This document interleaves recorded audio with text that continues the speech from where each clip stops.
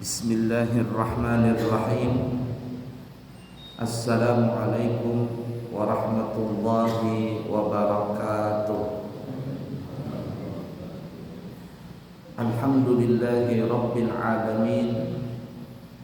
Allahumma fasalli wa sallim ala sayyidina wa nabiyyina wa maulana Muhammadin sayyidil anbiya'i wal mursalin wa ala alihi wa ashabihi wa azwajihi wa dzurriyyatihi wa man tabi'ahum bi ihsanin ila yaumiddin, amma ba'du.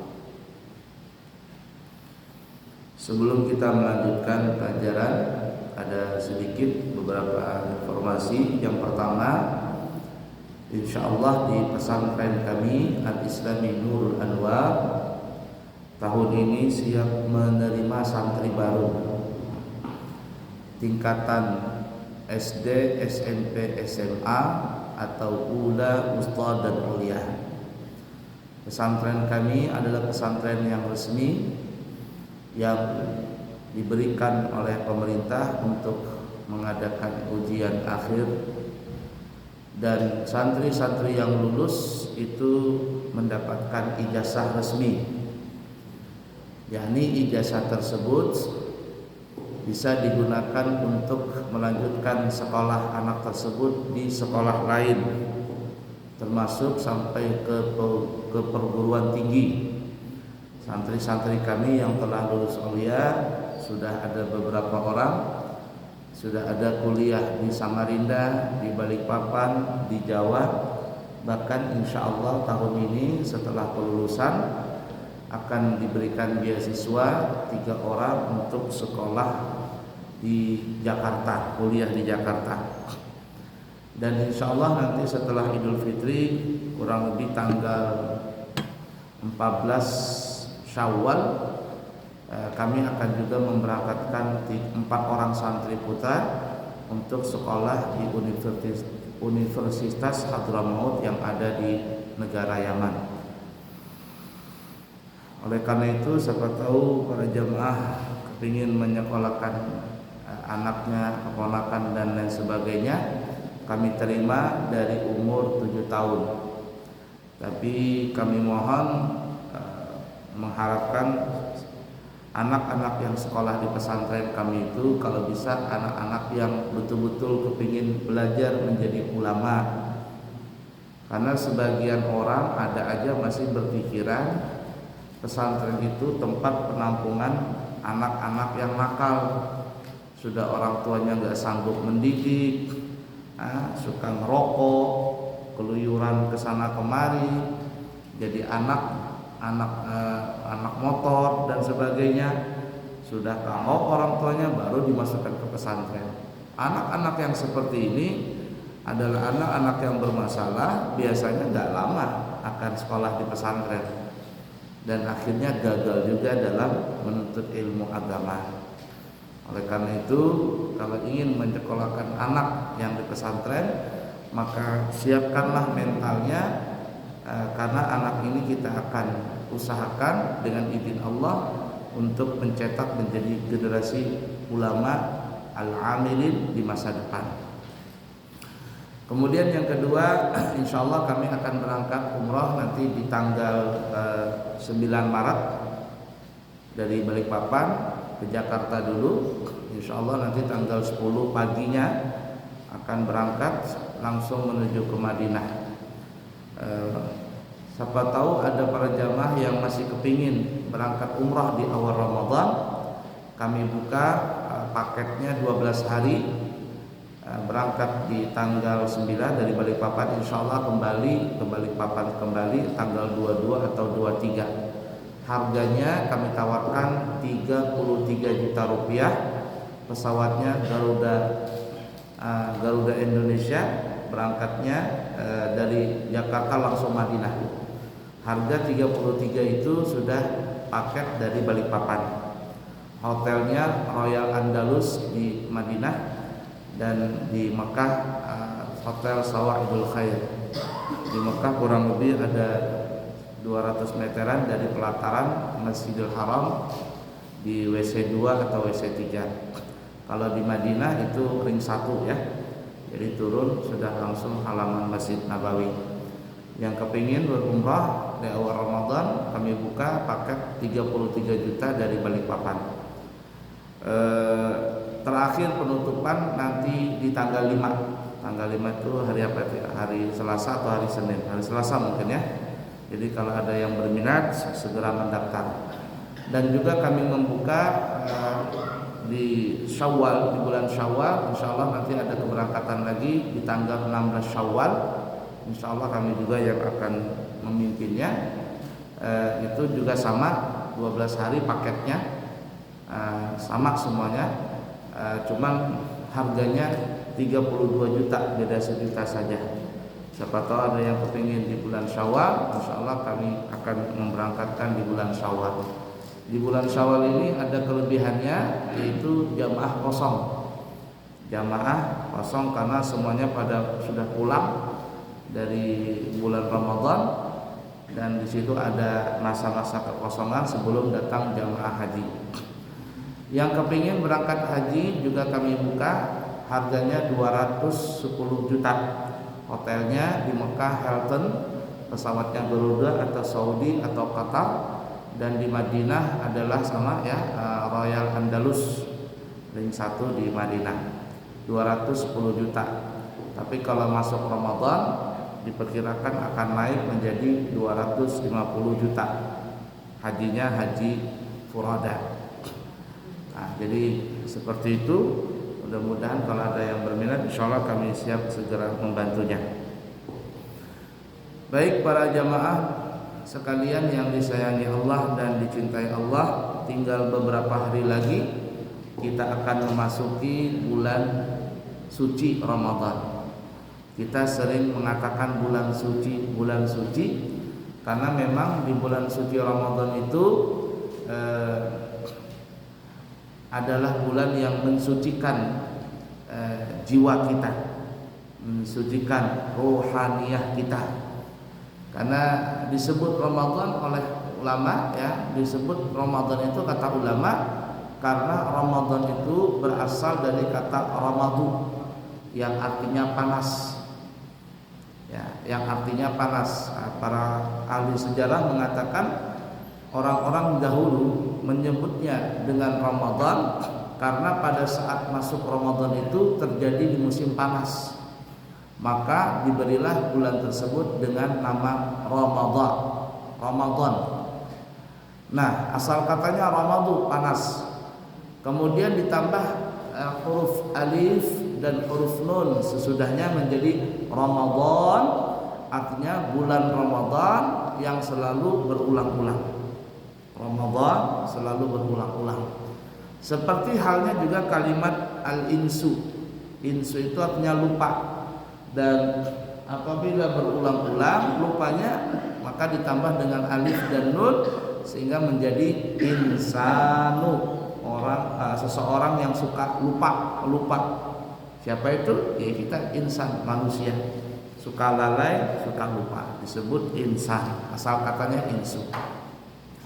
Nah, kemudian ada juga yang mengatakan disebut Ramadan karena sesuai dengan artinya panas, yakni apabila seseorang itu masuk di bulan Ramadan, maka Ramadan ini akan membakar dosa-dosa orang tersebut sampai akhirnya ketika keluar Ramadan dia akan menjadi bersih, menjadi shafi, menjadi fitrah kembali. Nah, disebut namanya Ramadan ya. Itu yang kita sebut namanya bulan suci Ramadan. Karena kenapa? Karena dibakar dosa-dosanya sehingga ketika seseorang itu keluar dari Ramadan maka terbebaslah orang-orang tersebut dari dosa-dosa suci. Dan di malam lebaran disebut namanya Idul Fitri, Id kembali, fitri atau fitrah kembali kepada kesucian. Ya, seperti kayaumin waladatsu ummuh, seperti seorang bayi yang baru terlahir kembali di alam dunia ini. Artinya enggak ada dosa. Tidak ada dosa. Sehingga kita bisa menyebutnya bulan suci Ramadan. Nah, seperti halnya orang menambang emas. Tidak langsung Bang emas itu menjadi yang dipakai oleh perhiasan ibu-ibu, dipakai oleh ibu-ibu sebagai menjadi perhiasan, kalung, cincin, giwang dan sebagainya. Tetapi melalui proses dari mendulang dulu, mencari mana butiran emas, mana yang lain bukan butiran emas. Setelah mendapat butiran emas tadi, kemudian dibakar emas tadi, terus ditampah, terus dilanjutkan ya, sampai menjadi emas 23, yang bagus 24 karat, terus kualitasnya ditambahkan. Semakin baik karatnya, semakin tinggi kadarnya, semakin mahal juga emas tersebut, sampai akhirnya ditempa dengan api tadi, kemudian dijadikan kalung, cincin, giwang dan lain sebagainya. Begitulah prosesnya bulan Ramadan tadi. Setelah keluar seseorang tadi dari bulan suci Ramadan, dia seperti halnya emas-emas yang sudah menjadi perhiasan-perhiasan yang siap dipakai oleh perempuan-perempuan yang cantik. Nah, jadi seperti itu penamaan bulan Ramadan. Nah, oleh karenanya bulan suci yang kita sebut suci Ramadan, maka sepantasnya sebelum kita masuk bulan suci Ramadan, ya, kita harus membersihkan jiwa raga kita dulu. Dan memang itu perintah dari Allah Ta'ala untuk mensucikan jasmani dan rohani kita. Supaya apa? Supaya ketika masuk bulan Ramadan kita itu giat.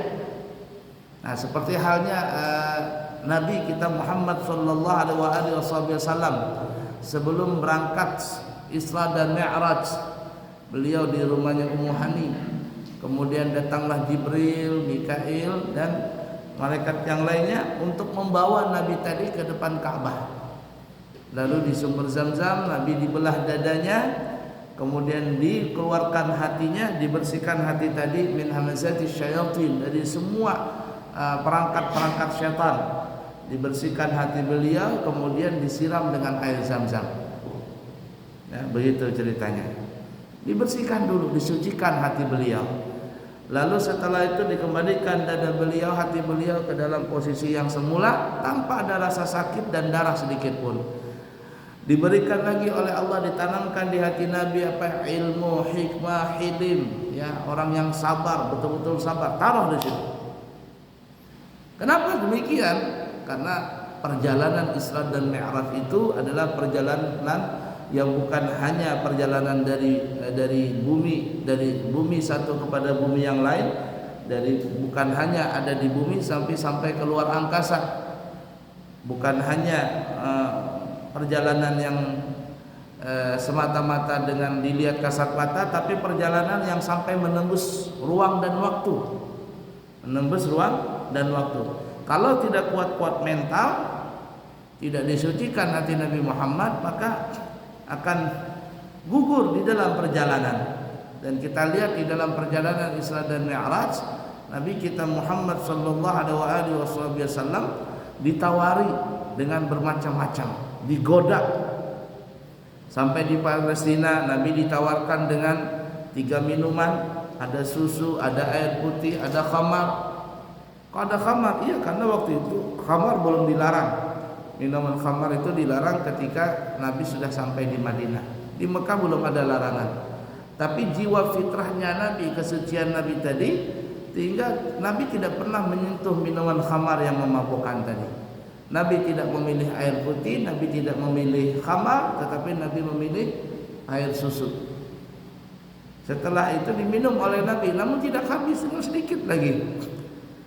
Apa kata Jibril? Ikhtarta 'alal fitrah, engkau wahai Rasul telah memilih kesucian. Engkau telah memilih yang baik. Apa maksudnya kata Nabi? Ya, ini adalah gambaran daripada umatmu.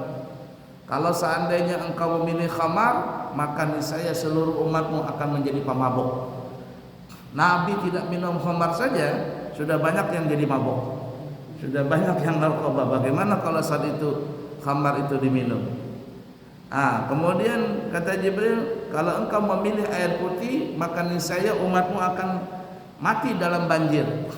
Nabi tidak memilih saja, sering terjadi banjir. Bagaimana kalau seandainya dipilih itu? La ilaha illallah. Tetapi kata Jibril, engkau telah meminum air susu, kata Jibril, itulah gambaran umatmu yang akan masuk surga. Sayang, kata Jibril, cuman sayang engkau tidak menghabiskan susu tadi. Yang sedikit itulah umatmu yang nyantol nanti ke dalam neraka. Oh, kalau begitu kata Nabi, aku mau minum, kau habiskan. Kata Jibril, selesai sudah. Alias sudah, ini sudah tertulis suratan takdir seperti itu.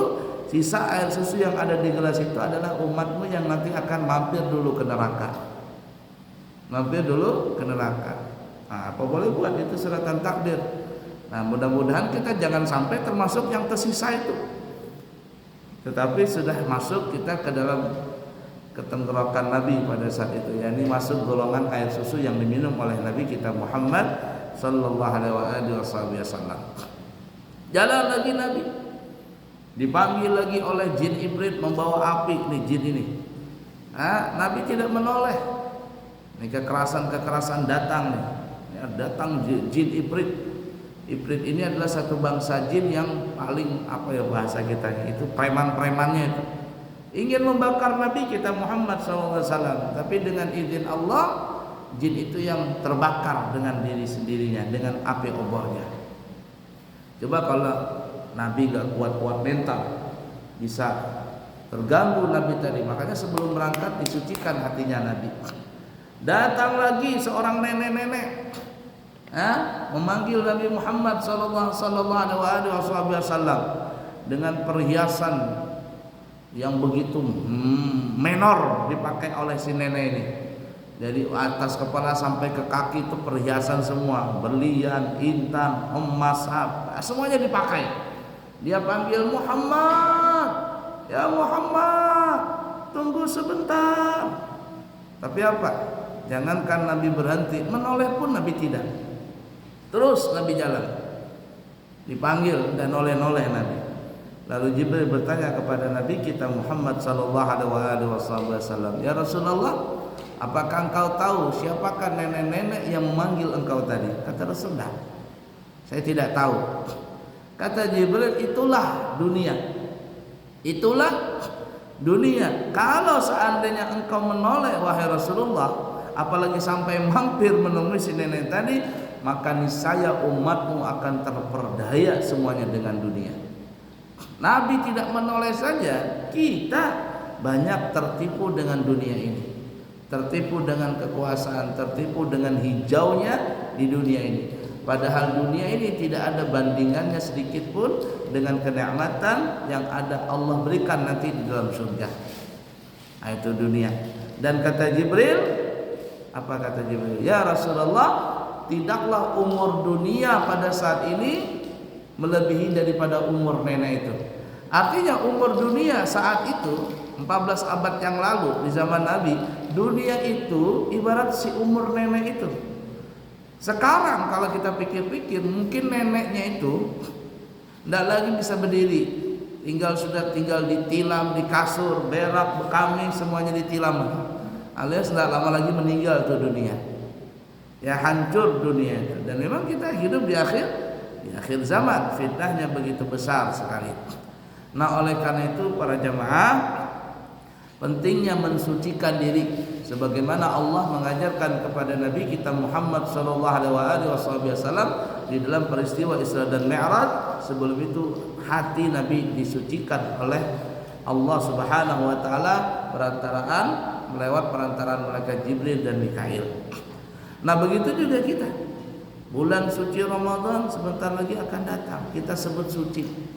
Banyak godaan-godaan yang ada di dalam bulan Ramadan, sehingga banyak orang yang tidak puasa, banyak orang yang gagal di bulan Ramadan itu.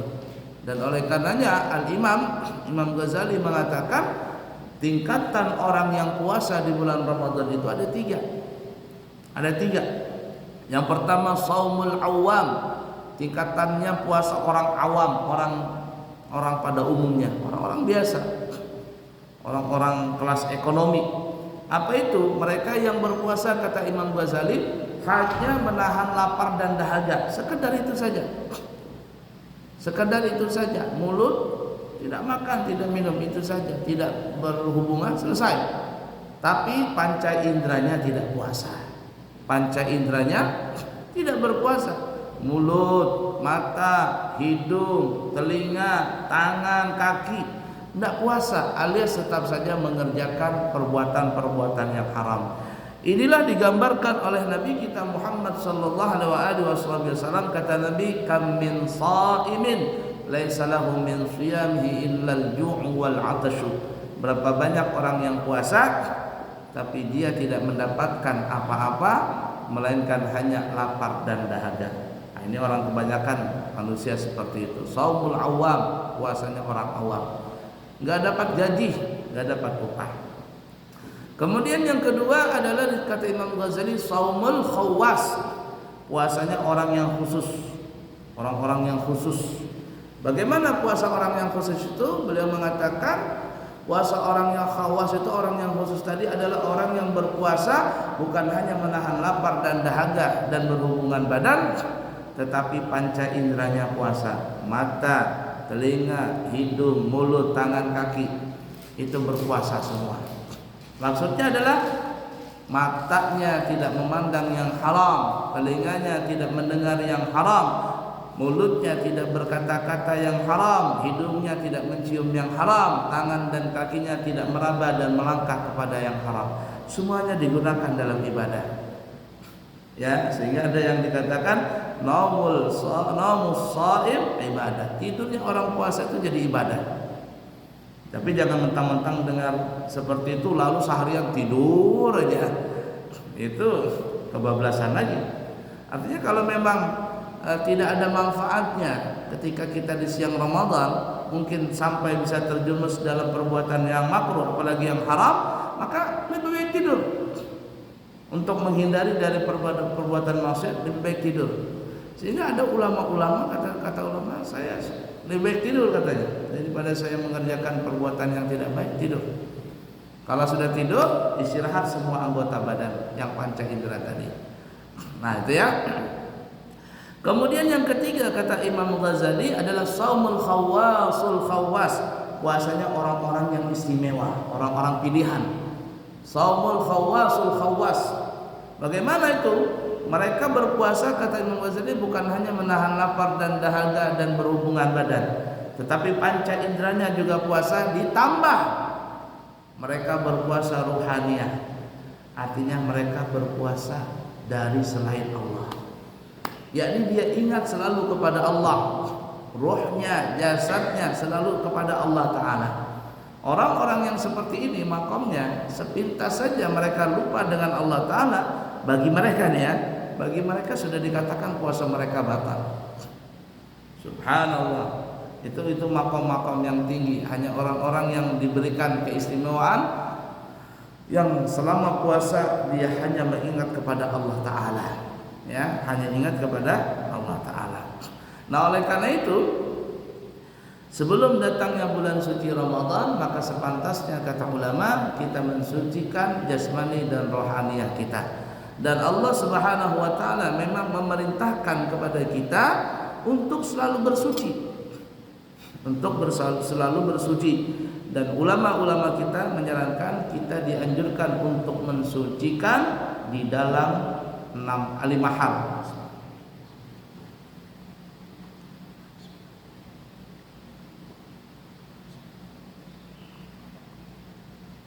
Di dalam 5 hal. Yang pertama, kita disuruh untuk mensucikan dari hadas kecil dan hadas besar. Hadas kecil yakni kita menghilangkan hadas kecil dengan cara berwudu. Tidak sah hukumnya kalau kita salat kalau tidak berwudu. Tetapi kalau berwudu mesti syarat dan rukunnya disempurnakan. Berapa banyak orang berwudu syarat dan rukunnya salah.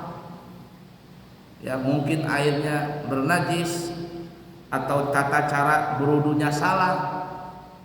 Ya tangan tidak sampai ke siku, kaki tidak sampai ke mata kaki, kelepek-kelepek saja wudunya. Banyak orang berwudu salah. Maka pentingnya berwudu tadi dan sebelum itu belajar untuk berwudu. Dan ketika teorinya, ketika prakteknya itu benar. Teori dan praktek itu benar. Dan begitu juga mensucikan diri dari hadas besar. Artinya mensucikan kita dari junub. Laki-laki dikatakan berhadas besar itu penyebabnya ada tiga. Yang pertama adalah mimpi basah, keluar air mani. Bagaimanapun caranya, maka dia dikatakan junub. Junub artinya terkesamping. Yani orang ini disampingkan karena dia masih dalam keadaan terlarang, sehingga tidak boleh melakukan aktivitas ibadah. Satu. Yang kedua adalah selesai berhubungan badan. Apabila seseorang melakukan hubungan yang ibarat kata jari sudah masuk ke cincin, paham aja ya. Jadi sudah masuk ke cincin, keluar atau tidak keluar air mani, maka seseorang yang berhubungan badan kedua-duanya, yang melakukan hubungan pas badan tadi, dua-duanya diwajibkan untuk mandi junub. Dan yang ketiga, seorang laki-laki dikatakan junub adalah ketika dia meninggal dunia. Nah, oleh karenanya setiap orang yang meninggal dunia wajib dimandikan. Dan kalau si mayit tadi belum dimandikan, maka tidak boleh disolatkan. Kenapa? Karena dia masih dalam keadaan junub. Keluar air mani, berhubungan badan, meninggal dunia. Kemudian si perempuan, adapun perempuan itu mandi junubnya wajib bagi dia untuk mandi janabah, itu penyebabnya ada 6. Nah, banyak nih. 3 bersamaan dengan laki-laki, yaitu keluar air maninya, berhubungan badan, meninggal dunia, samanya. Kemudian ada tambahan 3, yaitu selesai haid, selesai nifas, dan setelah melahirkan jikalau tidak ada darah nifas. 3 tambahan ini itu hanya ada terjadi pada perempuan. Kalau seandainya terjadi salah satu penyebab yang kita sebutkan tadi, 3 atau 6 penyebab tadi, maka laki-laki atau perempuan tersebut dikatakan junub. Dan untuk menghilangkan junubnya tadi diwajibkan untuk mandi hadas besar atau menghilangkan hadas besar. Nih, jadi di sini disuruh untuk mensucikan diri kita dari hadas kecil dan hadas besar. Kalau tidak seperti itu, ibadah kita terutama salat tidak sah. Kemudian yang kedua, kita diperintahkan untuk mensucikan badan, pakaian dan tempat. Badan, pakaian dan tempat. Yang disebut badan adalah semua permukaan badan, termasuk dari ujung rambut sampai kulit kepala. Ya, kulit, seluruh kulit di permukaan badan kita, termasuk di bawah kuku, termasuk lubang hidung sampai tulang hidung sini. Nah, ini hati-hati sini, jangan ada najis. Kemudian ujung mata dekat telinga, ujung mata dekat hidung, lubang telinga sampai seruas kelingking. Ini mesti bersih dari najis. Kemudian apalagi pusat, lubang pusat, jangan ada najisnya. Dan yang terpenting adalah tidak ada najis di kuluf. Apa itu kuluf? Yaitu seseorang yang belum berkhitan. Dan oleh karena itu dalam Islam, seseorang laki-laki wajib berkhitan. Kalau dia tidak berkhitan, maka di atas atau di kepala hasyafah, kepala zakarnya itu akan tersimpan endapan-endapan air kencing. Itu yang kalau sering dilakukan, itu kalau orang Banjar, mohon maaf ya, dijalak atau dibilak kulitnya akan terlihat di sekitar kepala itu butiran kuning. Biar orang Banjar itu tahi palat, dan itu hukumnya najis. Maka wajib dibersihkan. Itu badan, permukaan badan. Pakaian apa yang kita pakai? Dari celana dalam, celana katut ya orang Banjar ya, celana pendek, kemudian celana panjang, baju gamis atau sarung, baju singlet atau kaos oblong, terus sampai baju, sampai gamis, sampai jubah, selendang, surban, kopiah, kacamata, ya, cincin, jam tangan, kalung, giwang bagi perempuan, sampai apa yang kita bawa, dompet, handphone, siwak, tasbih, apa saja yang kita bawa. Kata ulama itu semuanya masuk kategori pakaian. Kalau kita ingin salat, maka sucikan semua pakaian termasuk apa yang kita bawa tadi. Kemudian yang ketiga adalah tempat. Tempat adalah apa yang kita pijak, apa yang kita jalani, Apa yang badan kita menyentuh dengan tempat itu atau pakaian kita yang menyentuh dengan tempat itu, maka tempat itu disebut adalah tempat dan kita wajib mempunyai tempat yang suci. Di rumah kita benar nggak sudah cara membersihkan lantainya sampai masuk ke dalam WC atau ke masjid dan sebagainya. Kalau seandainya ada orang punya rumah ada najis di situ, lalu kita injak najis tersebut, apa yang terjadi? Maka kaki kita hukumnya bernajis dan tidak boleh dibawa ke dalam sholat. Jadi yang kedua, dianjurkan bagi kita untuk membersihkan badan, pakaian, tempat. Kalau ini tidak bersih, maka akan mengakibatkan sholat kita, ibadah kita tidak sah. Kemudian yang ketiga, kita diperintahkan untuk membersihkan kita punya hati, ya, dibersihkan untuk punya hati kita. Jadi kalau tadi hadas kecil, hadas besar, kemudian badan, pakaian, tempat, kemudian yang ketiga disuruh kita membersihkan hati kita. Hati ini apa? Bersihkan dari perbuatan yang bisa menghancurkan amal kita. Hindarkan hati kita dari iri dengki, dari kesombongan, apalagi dari ujub, bangga. Kalau tidak dihindarkan ini, maka itu yang disebut muhbitat, penghancur amal, penghancur pahala. Berapa banyak nanti di akhirat ada orang datang dengan pahala dan sebagainya, di hadapan Allah dia kepingin masuk surga, tapi kata Allah, kau tidak pantas masuk surga. Kenapa? Dalam hatimu ada sifat sombong, dalam hatimu ada iri dengki, maka pahala-pahala ibadah tadi habis sirna semuanya. Di bulan Ramadan kita dilatih untuk membersihkan hati kita daripada amal-amal yang bisa merusak daripada pahala ibadah kita. Kemudian yang keempat, mohon maaf ya, tadi saya bilang 5 ya, disuruh 4 saja, bukan 5 ya. Jadi yang terakhir, yang keempat, kita diperintahkan untuk membersihkan ruhaniyah kita, membersihkan jiwa kita, ya, raga kita, ya, ruhaniyah kita. Itu yang kita kenal namanya makanan jasmani dan makanan rohani. Rohani kita, ruhaniyah kita, bersihkan dari apa? Min syirkillah, daripada menyekutukan Allah. Berapa banyak orang yang masih jatuh dalam kemusyrikan, bekerja, berusaha, tapi masih menggunakan peralatan-peralatan yang bisa masuk dalam perbuatan syirik, masih berdukun-dukunan, masih apa lagi? Masih dengan sihir-sihiran, melihara tuyul, suster ngesot, babi ngepet, parakang, gundurwo, kolor ijo, boto ijo, tali pocong perawan, apalagi sebutin aja hantu-hantu itu semua dipelihara sama orang-orang ini. Untuk apa? Untuk melancarkan usaha dia. Dan itu zaman sekarang masih ada. Ya, ini perdukunan, persyirikan, tidak pernah henti itu.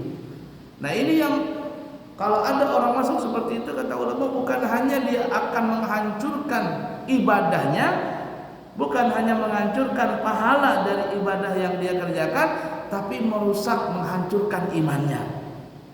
Tercabut imannya, naudzubillah, bisa jadi dia mati dalam keadaan tidak beriman. Maka sucikanlah Allah daripada perbuatan-perbuatan syirik. Esakanlah Allah. Esakan yang dikenal dalam ilmu tauhid adalah tauhidul asma, mengesahkan Allah dalam asmanya. Tauhidul sifat, mengesahkan Allah dalam sifatnya. Tauhidul af'al, mengesahkan Allah di dalam perbuatannya. Tauhidul dzat, mengesahkan Allah di dalam dzatnya. Dan kita sebagai hambanya ketika beribadah, maka jangan sampai bersekutu dengan selain Allah, atau yang dikenal bersekutu dengan syaitan. Na'udzubillahi min dzalik. Kalau 4 hal ini kita bisa mensucikan dari hadas kecil dan hadas besar, mensucikan badan, pakaian, tempat dari segala najis, mensucikan kita punya hati, dan yang keempat kita mensucikan ruhaniyah kita, maka insya Allah bulan suci Ramadan bulan suci Ramadan yang suci tadi akan menyambut kita semuanya dengan kesuciannya. Dan ketika kita keluar dari bulan suci Ramadan, maka kita disebut namanya Idul Fitri, orang yang kembali kepada fitrahnya seperti seorang bayi yang baru dilahirkan. Baik para jemaah, mungkin seperti itu yang kita bisa sampaikan. Insyaallah Sabtu depan tanggal 9 setelah pengajian, minggu depan Sabtu depan kami insyaallah akan berangkat umrah lagi untuk membawa rombongan yang selanjutnya. Terima kasih, mohon maaf, mohon ampun. Subhanakallahumma wa bihamdika asyhadu an la ilaha illa anta astaghfiruka wa atubu ilaik. Wa akhiru kalam, wassalamualaikum warahmatullahi wabarakatuh.